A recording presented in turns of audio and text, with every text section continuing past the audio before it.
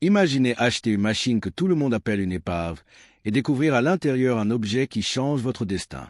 En 1987, Vernon a acheté ce vieux tracteur sous les moqueries de ses voisins riches. 30 ans plus tard, ses voisins ont tout perdu. Leurs fermes sont saisies, leurs machines neuves sont à la casse. Vernon, lui, est toujours debout. Son secret? Il ne se trouvait pas à la banque, mais caché sous le siège déchiré, dans une boîte métallique rouillée. Ce qu'il a trouvé à l'intérieur n'était pas de l'or, c'était un savoir oublié, presque interdit, capable de détruire l'économie moderne. Voici ce qui était écrit dans le carnet noir. Avant de dévoiler ce mystère, j'ai une question pour vous. Cette histoire parle de racines et d'héritage. Et vous, où sont les vôtres? Dites-moi dans les commentaires depuis quelle ville ou quelle région vous regardez cette vidéo. C'est fascinant de voir jusqu'où ce récit voyage. Si vous appréciez ce travail de mémoire et ces histoires qui prennent le temps de respirer, merci de laisser un j'aime et de vous abonner. C'est le seul moteur de cette chaîne. Maintenant, retournons à Walcott le 14 avril 1987. Le 14 avril 1987 n'était pas un jour fait pour les rêveurs. C'était une de ces journées de printemps dans l'Iowa où l'hiver refuse encore de lâcher prise, laissant le ciel bas et l'air chargé d'une humidité froide qui vous pénètre jusqu'aux os. Près de Walcott, sur un terrain vague transformé en arène de fortune, une foule d'hommes en casquettes et vestes de travail usées piétinaient la boue séchée. Il régnait ici une odeur particulière, un mélange âcre de diesel imbrûlé, de tabac froid et de cette anxiété silencieuse qui accompagne toujours la liquidation des biens d'un autre homme. Vernon Hutchkin se tenait au dernier rang, un peu à l'écart, les bras croisés sur la poitrine.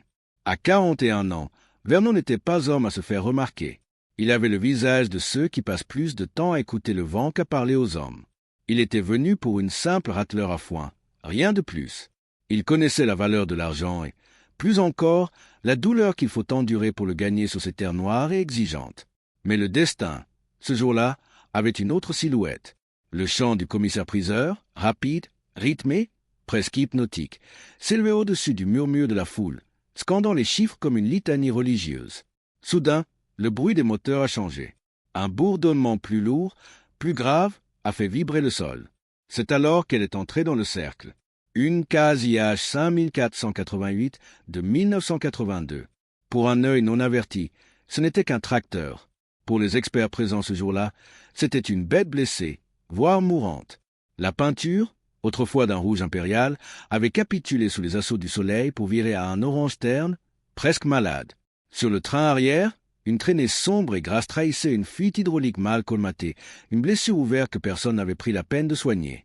La cabine portait les stigmates de l'abandon, le verre était griffé, et un rétroviseur pendait lamentablement, donnant à la machine l'air d'un cyclope borgne et triste. 4100 heures au compteur. Ce n'était pas vieux, techniquement, mais c'était suffisant pour qu'un manque d'entretien transforme une merveille d'ingénierie en un gouffre financier. Le commissaire-priseur, avec son optimisme professionnel, tenta de masquer la réalité. Une bonne bête de somme, messieurs. On commence à 18 000 $. Le silence qui suivit fut lourd. Les voisins se donnaient des coups de coude, échangeant des regards entendus. Personne ne voulait de l'orpheline.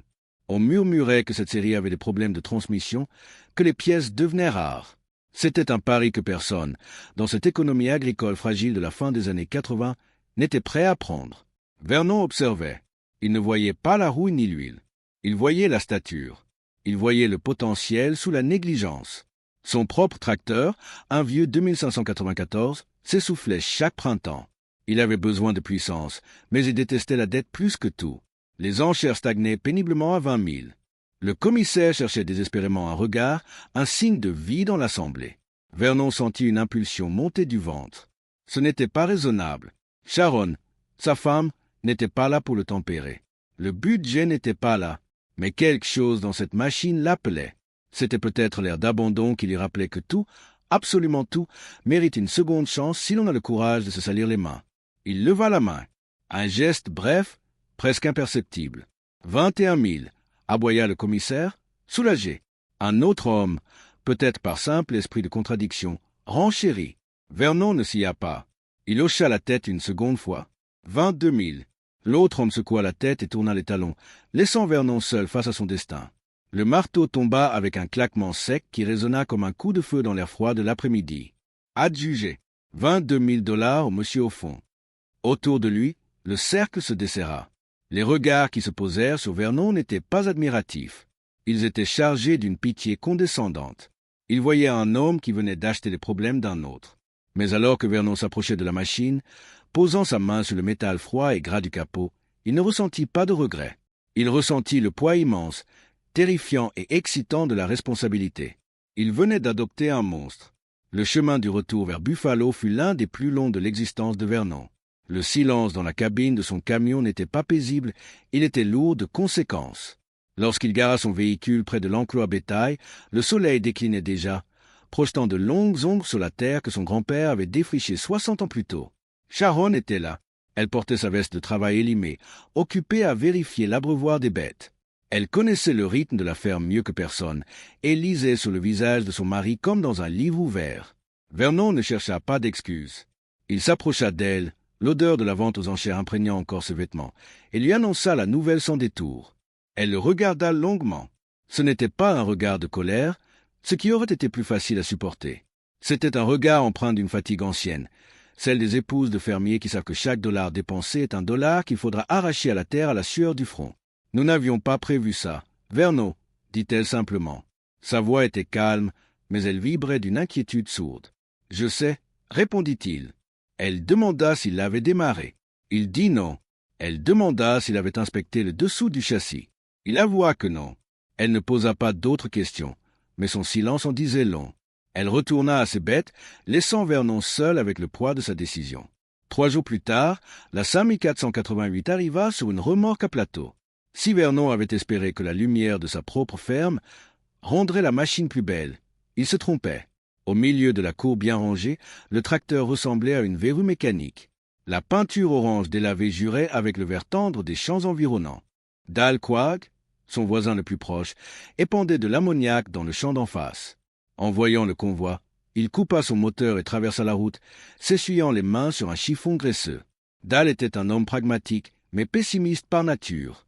Il tourna autour de la machine comme un coroner examine un cadavre. « T'as vraiment payé pour ça ?» lâcha-t-il finalement, un demi-sourire incrédule aux lèvres. Vernon opina du chef. Dal secoua la tête, frappant du pied un pneu arrière usé. « Tu sais que ce modèle est maudit. Vernon, les blocs moteurs se fissurent. Les pompes hydrauliques là sans prévenir. Mon concessionnaire m'a dit qu'il ne stocke même plus les pièces pour ces séries-là. C'est de la ferraille en sursis. »« Je prends le risque, » répondit Vernon, sa voix basse mais ferme. Dal haussa les épaules et repartit vers son champ, convaincu d'avoir assisté au début de la ruine de son voisin. La même semaine, à la coopérative, ce fut au tour de Tom Brémé. Tom était l'antithèse de Vernon. Il cultivait 1100 acres et ne jurait que par le neuf. Ses 2 tracteurs Magnum et sa moissonneuse brillaient comme des jouets sortis de la boîte, tous financés par la banque locale. Quand Vernon lui avoua son achat, Tom éclata d'un rire sonore qui fit se retourner les autres fermiers. Une 5488 ? Mon pauvre Vernon, c'est un gouffre à pièces détachées. Tu vas dépenser plus pour la maintenir en vie que ce que tu as économisé en l'achetant d'occasion. C'est de la fausse économie. Vernon n'argumenta pas. Il ne pouvait pas. Il n'avait aucune preuve, aucune certitude, seulement une intuition fragile. Le soir venu, alors que la ferme s'endormait, Vernon resta un long moment devant la grange, observant la silhouette massive et sombre de son acquisition. Les critiques de Dal et les rires de Tom résonnaient encore dans sa tête. Il se sentait terriblement seul. Autour de lui, le monde agricole se précipitait vers la modernité, le crédit facile et la technologie de pointe. Et lui, il se tenait là, immobile, avec une machine que tout le monde disait condamnée, se demandant pour la première fois s'il n'avait pas commis l'erreur qui allait coûter l'héritage de sa famille. Pour comprendre le silence de Vernon face aux rires de ses voisins, il faut remonter le temps, bien avant cette journée d'avril 1987. Il faut creuser dans le sol noir de l'Iowa, là où les racines de sa famille s'étaient entremêlées avec l'histoire de la terre. Vernon n'était pas simplement un propriétaire terrien, il était le gardien d'une promesse muette faite à un fantôme. Ce fantôme, c'était Raymond, son père, un homme taillé dans le même bois dur que les chênes qui bordaient la rivière voisine. Raymond avait acheté cette ferme en 1949, dollar après dollar, en travaillant les hivers glaciales à l'usine John Deere de Davenport. Il avait les mains déformées par le travail de la fonderie et l'âme tannée par la Grande Dépression. Raymond ne croyait qu'en 2 choses, payer comptant et entretenir ce que l'on possède. Il n'y avait pas de place pour le superflu dans son monde. La mécanique n'était pas une corvée, c'était une discipline morale. Vernon se souvenait encore du jour de ses 16 ans. Il s'attendait peut-être aux clés de la vieille camionnette comme les autres garçons de son âge. Au lieu de cela, Raymond l'avait conduit devant le Farmall M de 1952, un tracteur rouge et robuste qui sentait l'huile chaude et la poussière. Il avait tendu à son fils non pas une clé de contact, mais une clé dynamométrique et un manuel de service épais, aux pages jaunies par la graisse. « Si tu veux le conduire, » avait dit Raymond de sa voix grave, « tu dois d'abord le comprendre. Tu dois savoir comment il respire. » Avant même de savoir passer une vitesse, Vernon avait appris à reconstruire un carburateur. Il avait appris à écouter le cliquetis des soupapes et à sentir la viscosité de l'huile entre ses doigts. C'était une éducation brutale mais nécessaire. On ne conduisait pas une machine, on collaborait avec elle. Mais la leçon la plus dure vint plus tard. Lorsque le cœur de Raymond cessa de battre en 1981, il laissa derrière lui 520 acres de terre fertile, une maison solide, un hangar rempli d'outils et une dette de 140 000 $. C'était le prix de l'ambition. Raymond avait emprunté pour acheter 160 acres supplémentaires 3 ans avant sa mort, juste avant que l'économie agricole ne s'effondre. Vernon avait alors 35 ans. Il se retrouva seul à la barre en pleine tempête. Les années 80 furent une hécatombe pour les fermiers américains. Le prix des céréales chutait en chute libre tandis que le coût du carburant et des engrais grimpait vers le ciel. Autour de lui, des fermes centenaires étaient saisies par les banques, vendues aux enchères, démantelées. Pendant 6 longues années, Vernon avait vécu comme un moine. Il avait versé chaque centime de profit aux banquiers pour honorer la signature de son père. Il avait usé ses vêtements jusqu'à la trame, réparé l'irréparable et maintenu à flot le vieux tracteur CAZ 2594 bien au-delà de sa durée de vie raisonnable. En 1987, la dette était enfin payée, mais la victoire avait un goût de cendre. Le 2594 était à l'agonie. L'embrayage patinait sous la charge. Le système hydraulique gémissait. Vernon savait qu'il ne passerait pas une autre saison de labour. Il avait besoin d'un tracteur plus gros, plus puissant. Mais les nouveaux modèles Magnum de chez Casi-H, ces monstres de technologie qui faisaient briller les yeux de ses voisins, commençaient à 48 000 $. C'était une somme astronomique. Signer pour un tel montant aurait signifié replonger la tête sous l'eau, remettre la chaîne de la dette autour de son cou, trahir la mémoire de Raymond qui avait travaillé jusqu'à la mort pour libérer cette terre. Alors, quand Vernon avait levé la main à Walcott pour cette 5 488 à 22 000 $, ce n'était pas un caprice. C'était un acte de résistance. C'était le choix calculé d'un homme qui préférait parier sur sa propre capacité à réparer le vieux monde plutôt que de s'endetter pour acheter le nouveau. Pour Tom et Dal, le tracteur était un outil de production. Pour Vernon, c'était une tranchée dans laquelle il allait devoir se battre pour sa survie. Il n'avait pas le droit à l'erreur. Si la machine échouait, la ferme suivrait. Le lendemain matin, dans la lumière crue qui filtrait à travers les planches disjointes de la grange, la Casi-H 5488 semblait encore plus imposante, paradoxalement, plus vulnérable. Vernon commença son inspection non pas comme un mécanicien, mais comme un médecin légiste examinant un corps abandonné. Il souleva le capot. À sa grande surprise, le cœur de la machine était sain.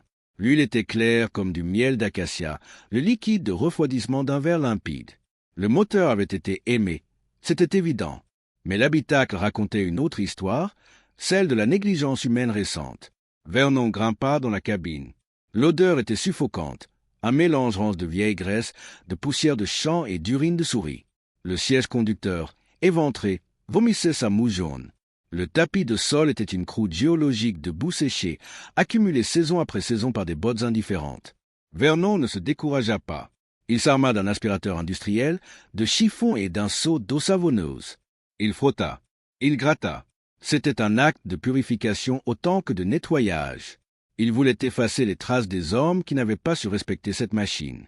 C'est en arrachant le tapis de sol pour le battre à l'extérieur que ses doigts heurtèrent quelque chose de froid et de dur, coincé loin sous le siège conducteur, contre la paroi coupe-feu.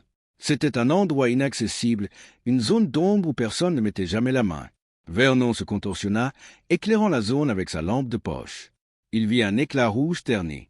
Il tira, força un peu, et l'objet glissa sur le métal avec un bruit de raclement aigu. C'était une boîte à outils en métal, longue d'une trentaine de centimètres, peinte en rouge mais éraflée jusqu'à l'acier nu par les vibrations de 1000 heures de travail. Elle n'était pas verrouillée. Vernon s'assit sur le marchepied du tracteur, la boîte sur les genoux. Il ouvrit le couvercle. À l'intérieur, pas de clés anglaises ni de tournevis, juste du papier. Le premier élément était une liasse de reçus, maintenue par une pince métallique rouillée. 63 reçus au total, datés d'avril 1982 à janvier 1987. Chaque filtre, chaque joint, Chaque intervention était documentée. L'écriture était minuscule, obsessionnelle. Le deuxième objet était un cahier à spirale classique, le journal de bord. Les entrées étaient cliniques. 12 avril 1982, Labour Sud, 4,8 heures, consommation 6,2 gallons par heure. Une comptabilité froide de l'effort.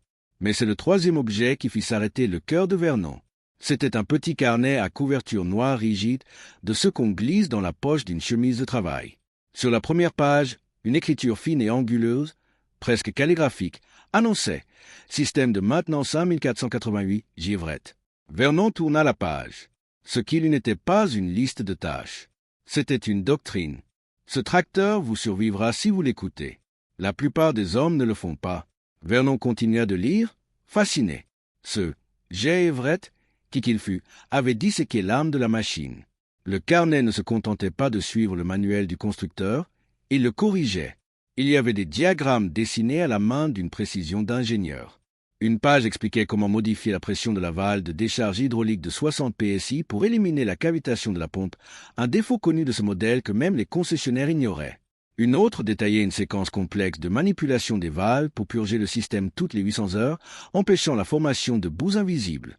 Il y avait des références de filtres industriels génériques, bien moins chers et plus performants que ceux de la marque, avec les numéros de série correspondants. Il y avait des notes sur les plages de régime moteur optimal pour préserver le turbo, contredisant les recommandations officielles. Vernon releva la tête. Le silence de la grange lui parut soudain différent. Il ne regardait plus une épave achetée aux enchères. Il regardait le chef-d'œuvre d'un inconnu, une machine qui avait été comprise, aimée et optimisée par une intelligence supérieure. Il referma doucement le carnet noir. Une certitude absolue s'empara de lui. Il venait de trouver une carte au trésor, un avantage secret qui allait changer la donne. Il remit la boîte sous le siège, exactement là où il l'avait trouvée. Il ne dirait rien à Sharon pour l'instant. Et surtout, il ne dirait rien à ses voisins. Ce secret était désormais le sien. Dans la pénombre de l'atelier, le carnet noir devint le bréviaire de Vernon. Durant les 2 semaines qui suivirent, alors que la pluie de printemps détrompait les champs de l'Iowa, empêchant tout travail de la terre, Vernon s'enferma dans la grange. Il n'était plus un fermier pressé par le temps. Il était un disciple appliquant une liturgie stricte et précise. Il commença par l'hydraulique. Le carnet de Givrette était formel. La pompe cavité sous forte charge. C'est le chant du cygne de ces machines. Monter la pression de la valve de décharge de 60 PSI. Pas plus, pas moins. Vernon hésita une seconde. Modifier les réglages d'usine était un sacrilège pour la plupart des mécaniciens. Mais il avait acheté ce secret et il allait l'honorer. Il connecta un manomètre, localisa la vis de réglage dissimulée sous un amas de tuyaux et tourna doucement la clé. 1/4 de tour, puis 1/8. L'aiguille du cadran trembla et se stabilisa exactement sur la nouvelle valeur prescrite. Lorsqu'il tourna la clé de contact, le résultat fut immédiat, presque surnaturel. Le miaulement aigu et plaintif que la pompe émettait à froid avait disparu. À la place, un ronronnement grave, onctueux et puissant emplissait l'espace. La machine ne gémissait plus, elle respirait. Vernon sourit pour la première fois depuis la vente aux enchères. Vint ensuite la discipline du moteur.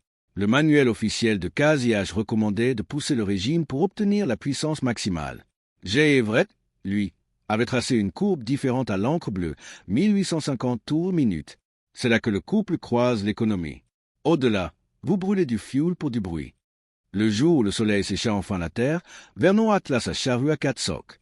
C'était le moment de vérité. Il sortit du hangar, le tracteur orange délavé contrastant violemment avec le ciel bleu pur. Dans la cabine, Vernon se sentait étrangement calme. Il engagea la prise de force, abaissa la charrue dans le sol noir et lourd et cala l'accélérateur à main précisément sur 1850 tours. Le moteur grogna, le turbo siffla doucement, une note claire et constante. Le tracteur ne broncha pas. Il ne patina pas.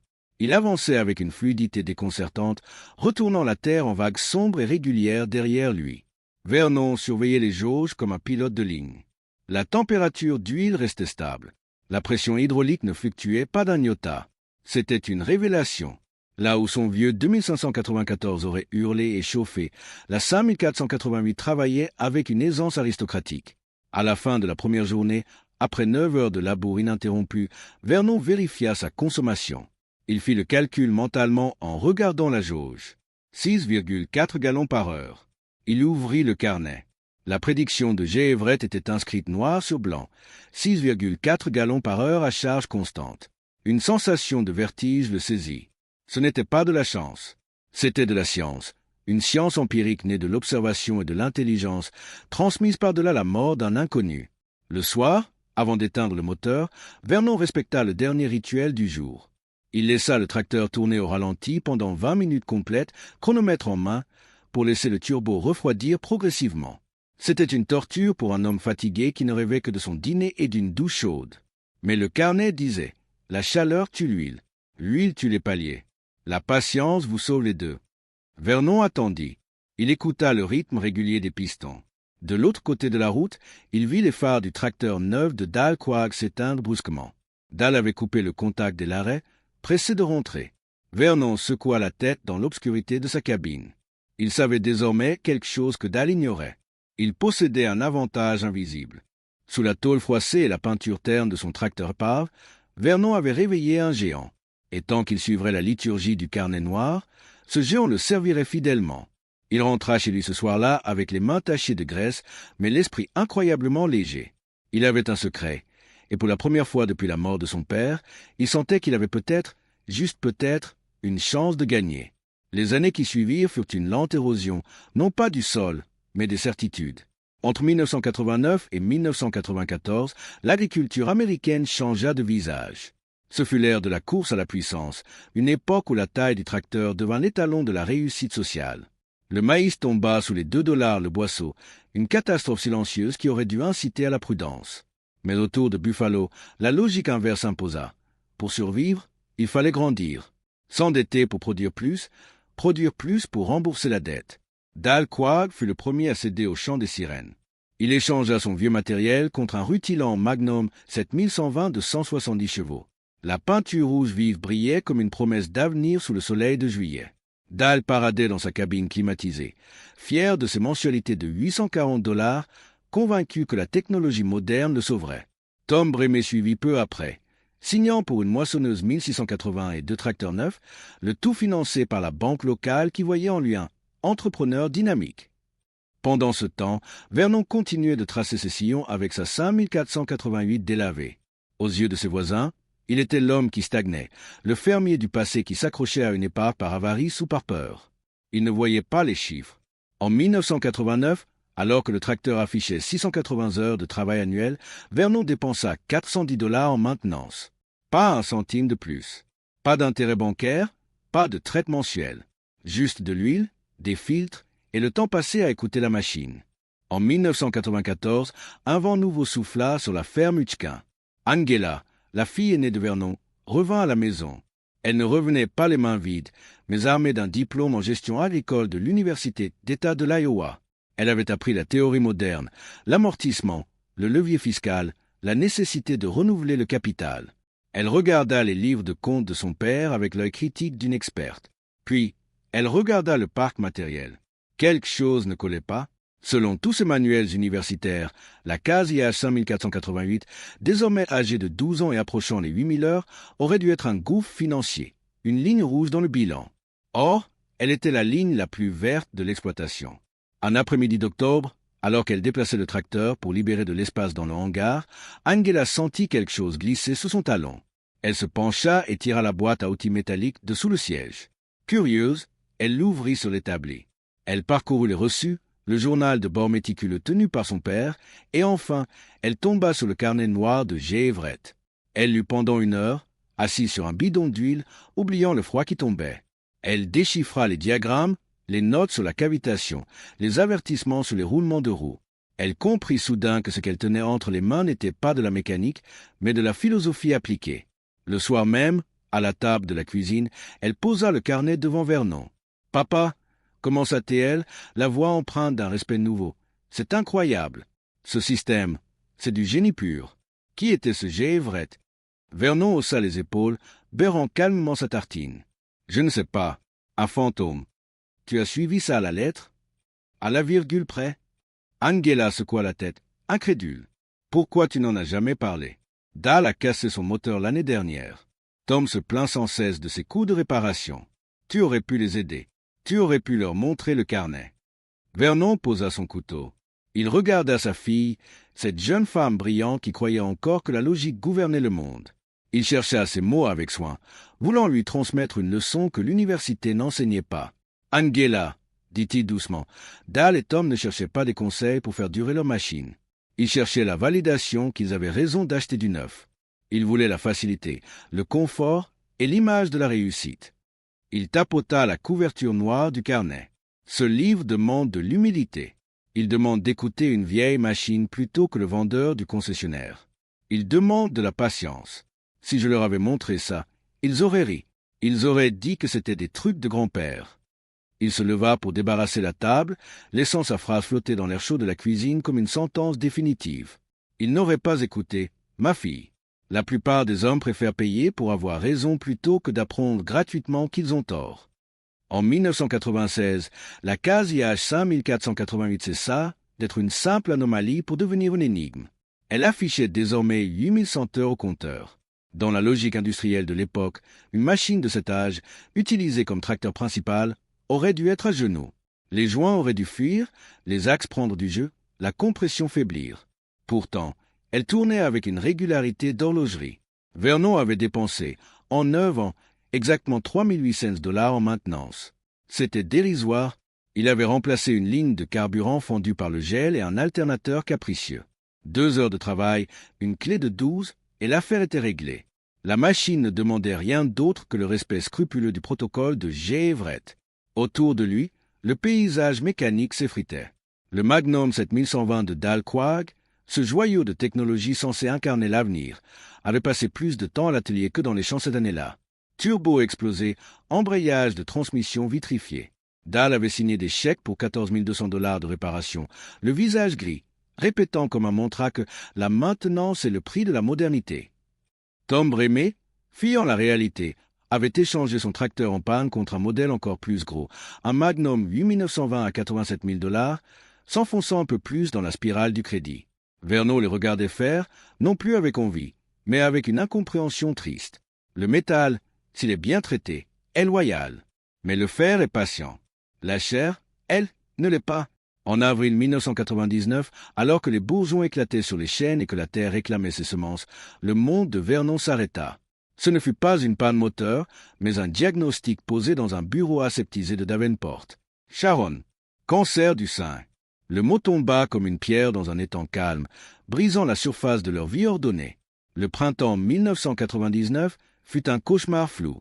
Il y eut la chirurgie, puis la chimiothérapie qui brûlait les veines et volait les cheveux. Vernon passait ses nuits sur une chaise d'hôpital inconfortable, tenant la main de sa femme, écoutant le bip irrégulier des machines médicales qui ne pouvaient ni comprendre ni réparer. Il se sentait totalement impuissant. Il n'y avait pas de manuel pour ça, pas de vis de réglage pour la douleur, pas de carnet noir pour prédire l'avenir. Pourtant, le jour se levait et les champs ne pouvaient pas attendre. Vernon rentrait à la ferme à l'aube, les yeux brûlés par le manque de sommeil, et grimpait dans la cabine de la 5488. C'est là, dans cet espace clos qui sentait l'huile et le vieux plastique, que le contraste devenait insupportable. La machine ne savait pas que Sharon mourait à petit feu. Elle ne savait pas que Vernon pleurait parfois en bout de champ, caché par le bruit du moteur. Elle démarrait au quart de tour. Elle tirait la planteuse avec une indifférence sublime. Sa pression d'huile était parfaite. Son turbo sifflait sa chanson habituelle, joyeuse et constante. Pour Vernon, cette fiabilité devint à la fois une bénédiction et une torture. La 5488 était le seul élément de sa vie qui ne s'effondrait pas. Elle était un roc d'ordre dans un océan de chaos biologique. Il s'accrochait au volant comme un naufragé à une épave.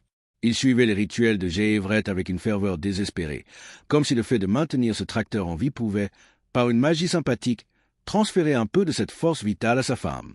Il laboura en mai. Il bina en juin. Il fit les foins en juillet. La machine ne faiblit pas une seule seconde. Elle ne se plaignit jamais. Elle porta Vernon à travers l'été le plus sombre de sa vie, offrant sa puissance brute à un homme qui n'avait plus la force de se tenir debout. Le métal, froid et insensible, devint son seul soutien, une colonne vertébrale d'acier pour un homme brisé par la fragilité de l'amour. L'an 2005 ne fut pas marqué par des feux d'artifice au-dessus de Buffalo, mais par le cliquetis discret d'un compteur mécanique qui bascula, un matin brumeux de novembre, sur le chiffre fatidique 10 000. Dans le monde agricole, 10 000 heures est un seuil mythique, presque funèbre. C'est le moment où les moteurs s'essoufflent, où la compression fuit, où les transmissions rendent l'âme. C'est l'âge de la retraite ou de la casse pour la majorité des tracteurs modernes. Pour la case IH 5488 de Vernon, ce ne fut qu'un chiffre de plus. Pourtant, la curiosité l'emporta sur la confiance. Vernon, fidèle à la rigueur paranoïaque inculquée par le carnet noir, décida d'ouvrir le ventre de la bête. Il voulait voir de ses propres yeux ce que 18 années de liturgie secrète avaient produit. Il fit descendre le carter d'huile, une opération lourde et salissante. À la lumière crue de sa baladeuse, il inspecta les coussinets de vilebrequin. Il passa son doigt sur le métal, cherchant les rayures, les signes d'abrasion, la morsure du temps. Il n'y en avait aucune. Il sortit son micromètre d'alésage pour mesurer l'usure des cylindres. L'aiguille ne bougea pas. Les côtes étaient strictement identiques à celles de l'usine en 1982. Vernon resta assis sous le châssis un long moment, couvert de graisse, frappé par une réalisation vertigineuse. Le métal avait oublié de vieillir. La machine avait cessé d'être inconsommable pour devenir une constante. Mais si le fer ignorait le passage du temps, la chair de Vernon, elle, s'en souvenait cruellement. À 57 ans, chaque montée dans la cabine était devenue une petite guerre contre la gravité. Ses genoux, usés par des décennies de sauts depuis les marchepieds et de piétinement dans la boue gelée, protestaient bruyamment. Son dos était une carte géographique de douleurs lancinantes. Il y avait une ironie cruelle à cela. Il avait réussi à préserver la jeunesse de son tracteur, mais il n'avait pas trouvé le carnet de maintenance pour son propre corps. Le monde extérieur, lui, s'effondrait avec fracas. L'été suivant, Dal Quad passa voir Vernon. Il n'était plus le fermier arrogant des années 80. Il avait le dos voûté et le regard fuyant des hommes vaincus. Son Magnum 7120, la fierté de sa vie, avait rendu l'âme à 7800 heures, une bielle coulée qui avait traversé le bloc moteur. La réparation coûtait plus cher que la valeur résiduelle de l'engin. Dal, pris au piège de la fuite en avant, l'avait échangé contre un Magnum 275 encore plus gros, avec des mensualités de 1340 $. Mais le maïs ne valait rien. Le carburant flambait. L'équation était impossible. Dal regarda la 5488 garée dans la cour de Vernon, toujours là, immuable, prête à partir. « Tu roules toujours avec cette vieille chose ?» demanda-t-il, la voix teintée d'une incrédulité mêlée de jalousie. « Oui » répondit simplement Vernon. Dal secoua la tête, crachant dans la poussière. « Je ne sais pas comment tu fais. »« Vraiment pas. » Vernon ne répondit pas. Comment expliquer le carnet? Comment dire à un homme qui vient de tout perdre que sa ruine n'était pas une fatalité, mais le résultat d'une surdité volontaire? Il ne pouvait pas. Cela aurait été cruel. Alors il garda le silence. Ce vieux compagnon. La faillite de Dal fut prononcée quelques mois plus tard. La banque saisit 800 acres. Les Quacks déménagèrent dans une maison de location à Durand.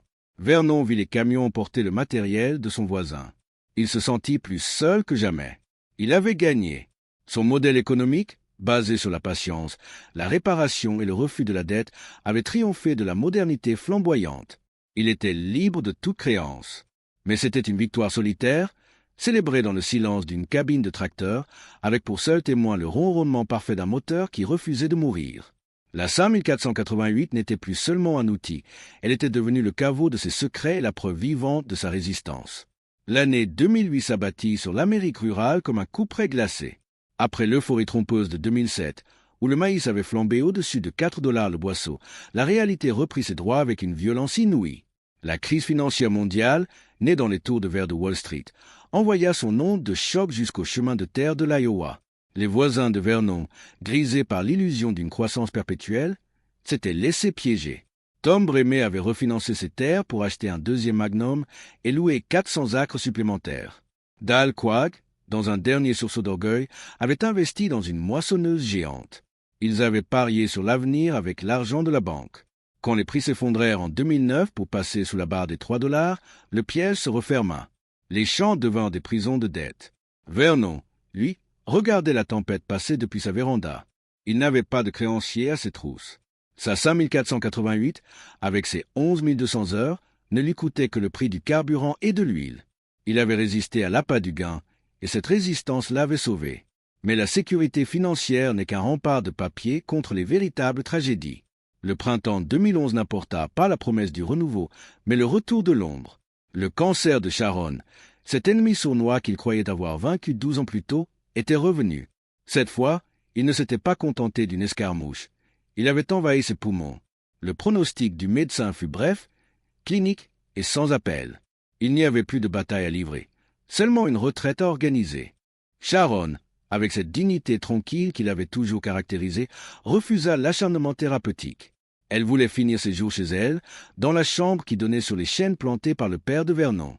Ce printemps-là, pour la première fois en 40 ans, Vernon ne monta pas sur son tracteur.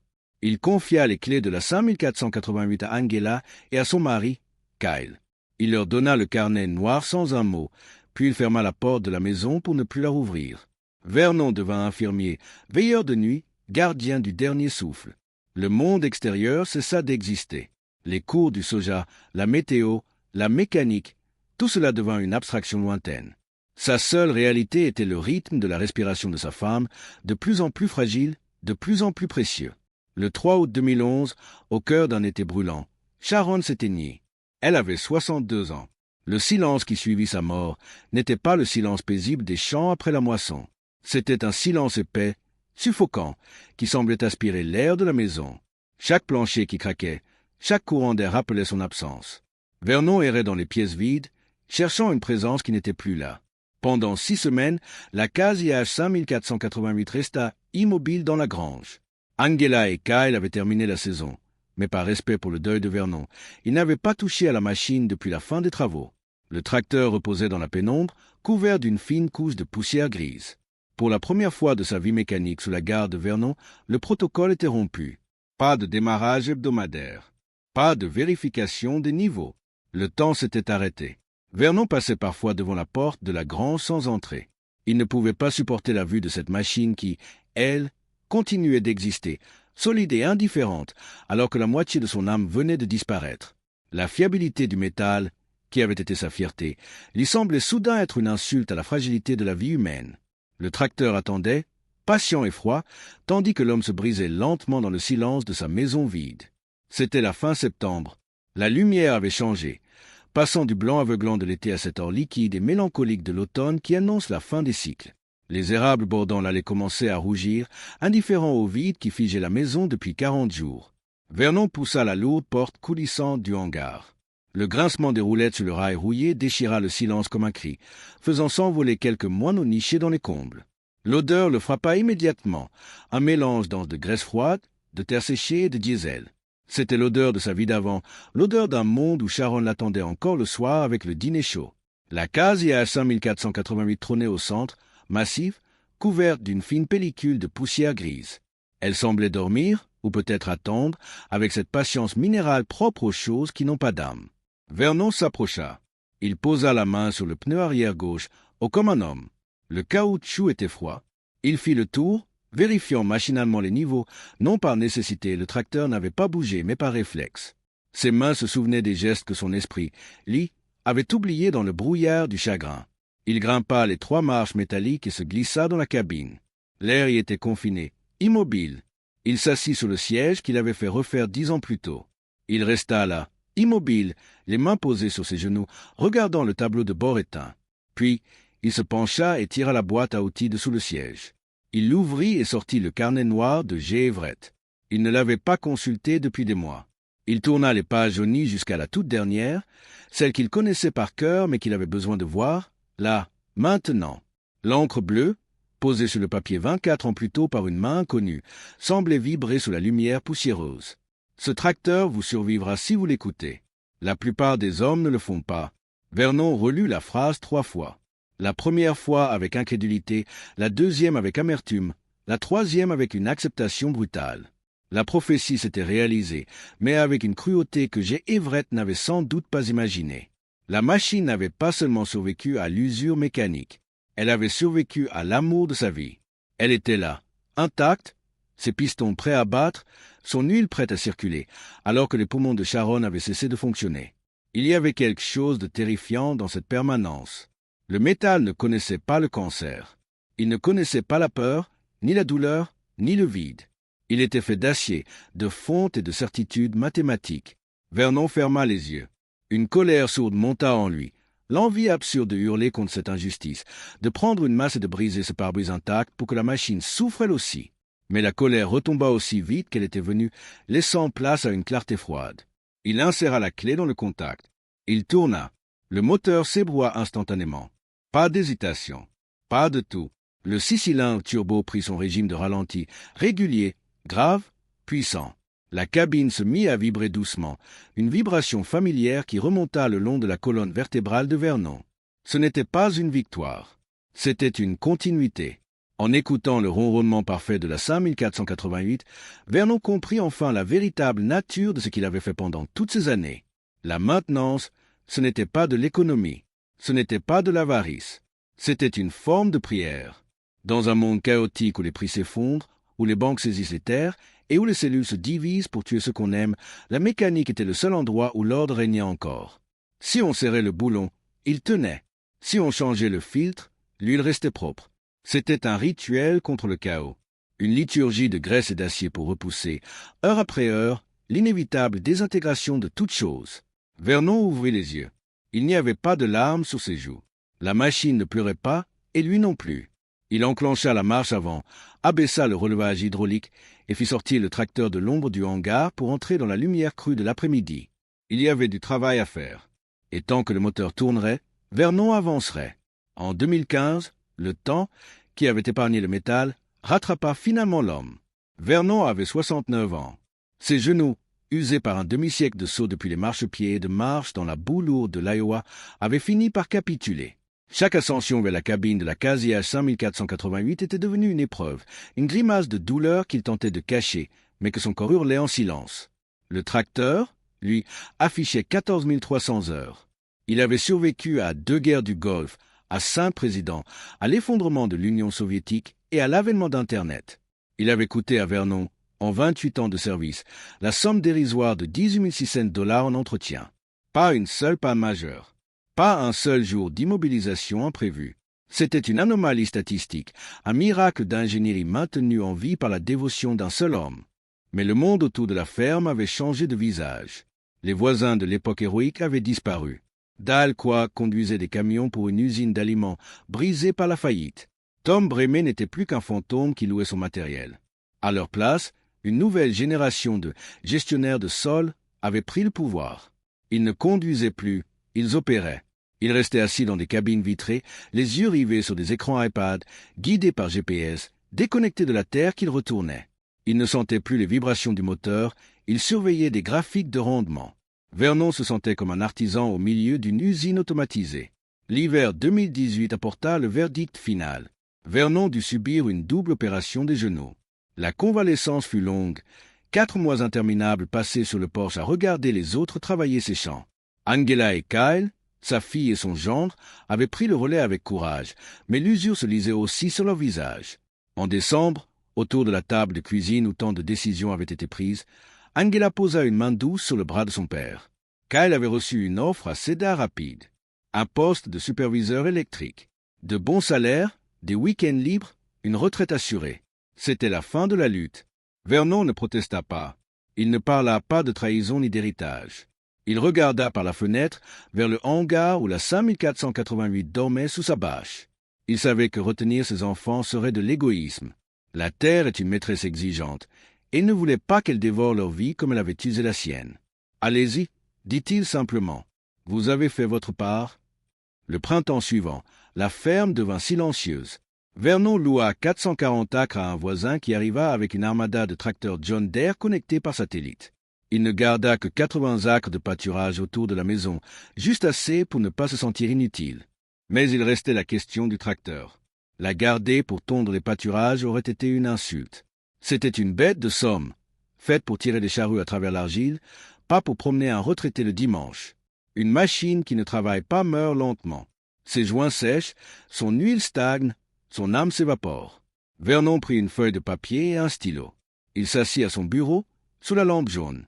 Il n'avait pas besoin de marketing, ni de belles phrases. Il écrivit les faits, nus et bruts, comme J. Everett l'aurait voulu. À vendre, Casiage 5488, année 1982. 14 800 heures. Entretien méticuleux. Fonctionne parfaitement. 28 000 $. Il relut l'annonce. 28 000 $. C'était plus que ce qu'il avait payé en 1987. Ce n'était pas pour l'argent. C'était un filtre Il voulait que celui qui appellerait comprenne la valeur de ce qu'il achetait. Il ne vendait pas un tracteur, il cherchait un héritier. Il plia le papier, mit le timbre sur l'enveloppe destinée au Midwest Messenger et sortit marcher jusqu'à la boîte aux lettres au bout de l'allée. Le vent de mars était froid. Mais pour la première fois depuis des décennies, Vernon ne sentait pas le poids de la saison à venir sur ses épaules. C'était fini. Il avait tenu sa promesse. Il avait payé ses dettes. Il avait honoré la terre. Maintenant, il ne lui restait plus qu'à trouver quelqu'un capable d'écouter le métal comme lui l'avait fait. Le téléphone sonna cette fois en 2 semaines. Les premiers appels furent brefs, cassants, des marchands de matériel d'occasion cherchant à négocier le prix avant même d'avoir vu la couleur de la peinture. Vernon raccrocha poliment. Il ne vendait pas de la ferraille au poids, il vendait un héritage. Puis, la voix de Robert Marsh résonna dans le combiné. Il appelait de Clarence, à 1 heure de route. Il cherchait un tracteur fiable pour du travail de labour, sans l'électronique qui tombait en panne sur ses machines récentes. Il ne demanda pas le prix. Il demanda s'il pouvait venir voir. Robert arriva un samedi matin d'avril. C'était un homme d'une 50aine d'années, taiseux, méthodique, avec cette démarche lourde des hommes qui ont passé leur vie à marcher dans des sillons meubles. En le voyant descendre de son camion, Vernon eut l'étrange impression de se regarder dans un miroir 30 ans plus tôt. L'inspection fut une liturgie silencieuse. Robert ne donna pas de coup de pied dans les pneus. Il s'agenouilla dans la poussière pour inspecter les bras de relevage. Il rampa sous le châssis pour vérifier le différentiel arrière. Il passa ses doigts sur les flexibles hydrauliques. « Démarrez-la, s'il vous plaît » demanda-t-il. Vernon tourna la clé. Le 6 cylindres s'ébroua instantanément. Robert ferma les yeux, écoutant le ralenti pendant 5 longues minutes. Il cherchait une fausse note, un claquement, un souffle. Il n'y en avait pas. Engagez la prise de force. Vernon obéit. L'arbre tourna sans vibration. Robert hocha la tête, satisfait. « Vous avez l'historique d'entretien » Vernon hésita 1 seconde. C'était le moment de vérité. Il se pencha sous le siège, tira la vieille boîte à outils en métal éraflé et l'attendit à l'étranger. Robert l'ouvrit. Il feuilleta les reçus récents, puis le journal de bord tenu par Vernon. Enfin, il tomba sur le carnet noir de G. Everett. Il lut la première page, puis la deuxième.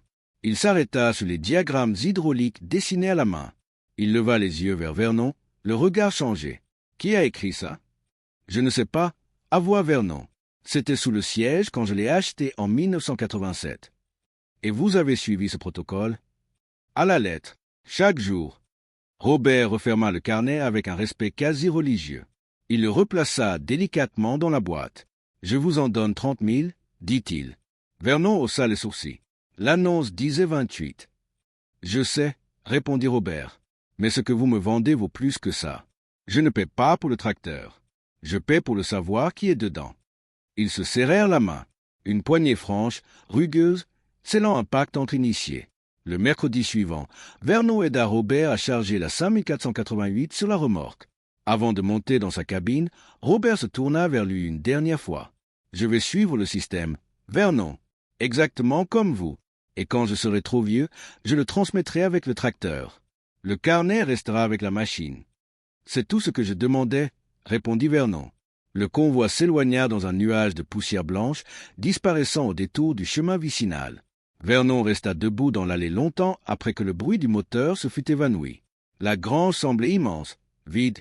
À l'emplacement exact où le tracteur avait stationné pendant 32 ans, il ne restait qu'une tache d'huile sombre sur le béton, comme l'ongle porté d'un fantôme disparu. Vernon entra dans la cuisine et s'assit seul à la table. La maison était silencieuse, mais pour la première fois, ce silence n'était pas pesant. Il pensa à Sharon, qui aurait souri de cette vente. Il pensa à ses voisins, Dal et Tom, ruinés par leur arrogance. Et il pensa à G. Everett. Il ne connaîtrait jamais le visage de cet homme. Il ne saurait jamais s'il était mort riche ou pauvre. Mais cet inconnu avait sauvé sa ferme. Il avait transformé une machine banale en un instrument de survie. Vernon réalisa alors que nous ne possédons jamais vraiment la sagesse. Nous n'en sommes que les dépositaires temporaires. Sa mission était terminée. Il avait reçu le flambeau, l'avait protégé contre les vents contraires de la modernité et l'avait passé à la main suivante. Il regarda par la fenêtre vers les champs qui ne lui appartenaient plus tout à fait, mais qu'il avait aimés. Il était en paix. Si vous êtes arrivé jusqu'ici, c'est que cette histoire résonne en vous d'une manière particulière. Dans un monde qui célèbre la vitesse, le jetable et le bruit, il est rare de trouver des âmes qui comprennent la valeur de la patience, de la réparation et du silence. Cette chaîne existe pour préserver ces récits oubliés, ces leçons de vie cachées dans la Grèce et la Terre. Si vous souhaitez rejoindre notre communauté et ne manquer aucune de ces histoires qui prennent le temps d'être racontées, je vous invite humblement à vous abonner et à partager ce film. Merci de nous avoir écoutés. Et souvenez-vous, écoutez vos machines. Elles ont souvent plus à dire que les hommes.